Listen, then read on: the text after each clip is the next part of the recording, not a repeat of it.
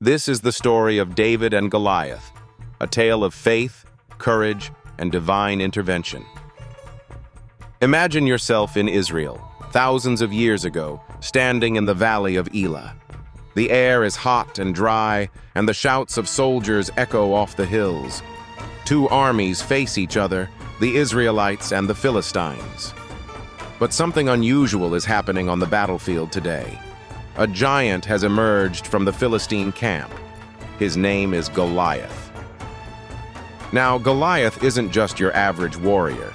The Bible describes him as being over 9 feet tall, clad in bronze armor that glints fiercely under the sun. His spear is massive. The shaft is like a weaver's beam, and the spearhead alone weighs about 15 pounds. Each day, for 40 days, Goliath comes out to taunt the Israelites. He challenges them to send one man to fight him. "If he kills me, we will become your servants. But if I kill him, you will become ours," he bellows. Yet, no one dares step forward. Fear grips the Israelite camp. Then comes David, a young shepherd. He's originally here to deliver food to his brothers who are soldiers in the Israelite army. But he overhears Goliath's challenge. David isn't afraid. Instead, he's indignant. Who is this uncircumcised Philistine that he should defy the armies of the living God? He asks. No one in the camp believes David. He's too young, too small, too inexperienced. But David isn't here to prove himself to men. He's here to defend the name of God. Word gets back to King Saul about David's bravery. David is brought before the king. Saul is skeptical. "You can't fight this Philistine. You're only a young man, and he's been a warrior from his youth," Saul tells David. But David responds with a story. He explains how he's fought lions and bears while protecting his father's sheep. "The Lord who rescued me from the paw of the lion and the paw of the bear will rescue me from the hand of this Philistine," he says with unwavering faith.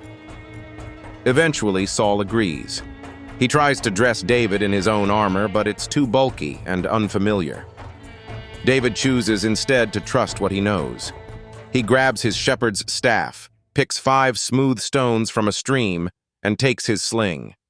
He is armed with nothing more than his faith, his experience, and a simple sling. Picture the moment as David walks onto the battlefield. The ground beneath him seems vast and intimidating, with Goliath towering over him in the distance. Goliath mocks David. "Am I a dog that you come at me with sticks?" But David doesn't falter. He looks Goliath in the eye and declares, "You come against me with sword and spear and javelin, but I come against you in the name of the Lord Almighty, the God of the armies of Israel, whom you have defied. This day the Lord will deliver you into my hands." As Goliath advances toward him, David doesn't hesitate. He takes a stone, places it in his sling, and swings it around. He releases the stone at just the right moment, and it soars through the air. The stone hits Goliath square in the forehead, and the giant collapses to the ground. David runs over, grabs Goliath's own sword, and cuts off his head. The Philistines are shocked and terrified. Their hero is dead. The Israelite army takes courage from David's victory and charges forward, defeating the Philistines. But what does this story mean for us today? David's courage came not from his own abilities, but from his trust in God. He didn't allow fear or doubt to paralyze him.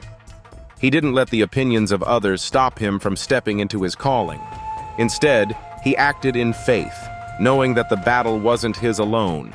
It belonged to the Lord. How often do we face our own Goliaths in life? Problems that seem too big, too overwhelming to handle. This story reminds us that no matter how significant the challenges we face may be, faith can overcome fear. David teaches us that when we trust God and act in courage, even the mightiest giants can fall. And here's something else to think about. David didn't rely on things he wasn't familiar with. Saul's armor didn't work for him, and he didn't pretend to be something he wasn't. He used what God had already equipped him with. In the same way, God has given each of us unique skills, talents, and circumstances. When paired with faith, what seems ordinary can achieve the extraordinary. The story of David and Goliath isn't just an ancient tale, it's a living lesson. It's a reminder that our battles are not won by strength alone, but by reliance on God's power. It teaches us that courage, born of faith, can change the course of history. So when you face your own Goliaths, what will you do? Will you shrink back in fear, or will you step forward in faith like David did? Remember, the same God who gave David victory over Goliath stands with you today. Trust him and watch what happens.